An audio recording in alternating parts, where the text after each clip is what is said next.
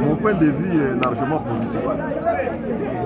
Il est largement positif parce que les cadres de réflexion, les cadres d'échange sur la problématique du droit des cachats posent problème.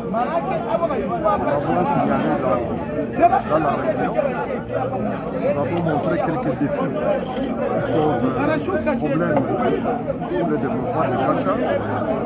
Nous avons parlé essentiellement d'un problème central qui est celui du manque de statut politico-administratif stable pour ce qui est des cachats. Ce qui fait que les cachats restent toujours à la traîne, n'est-ce pas, des autres entités, alors qu'ils regorgent pas mal de potentialités, y compris humaines, qui puissent pouvoir gérer de manière autonome sur le plan administratif, sur le plan politique et sur le plan financier, n'est-ce pas, cette entité. Voilà pourquoi j'encourage les amis de la société civile pour cette conférence et j'ai donné des propositions pour que un groupe WhatsApp soit créé pour que même ceux qui ne sont pas présents ici maintenant puissent continuer à donner des idées. Mais ces idées doivent être filtrées par un petit groupe de gens aguerris pour justement en sortir des pistes de travail. Et puis après un programme d'action pourrait s'en suivre. S'il s'agit de faire des plaidoyers, il faudra le faire.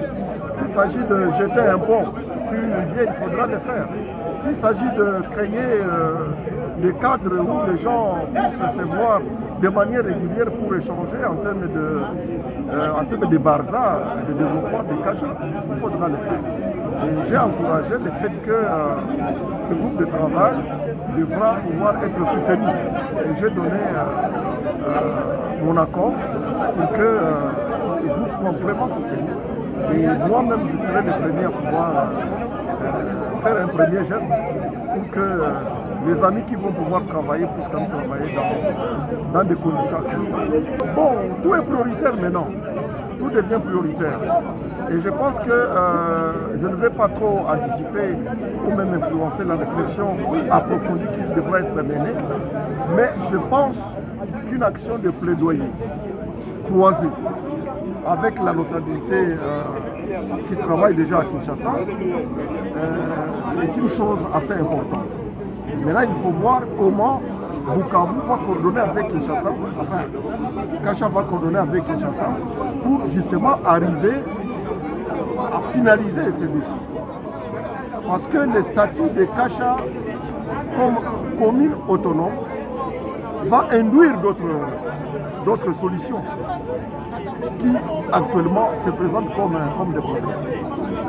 Et donc, par exemple, pour aujourd'hui, on n'a pas une autorité à proprement parler, auprès de laquelle on pourrait se produire justement pour penser le développement des cachets.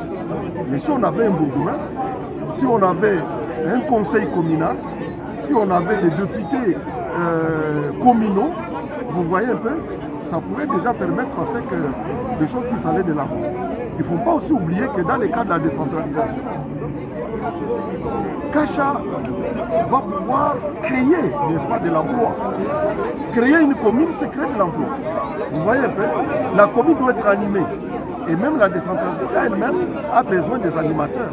Donc, il faut pousser vers la décentralisation, créer des entités pour résoudre certains conflits, je dirais même politiques, ou d'accès au pouvoir, n'est-ce pas? Et de cette manière-là, vous allez voir que les choses vont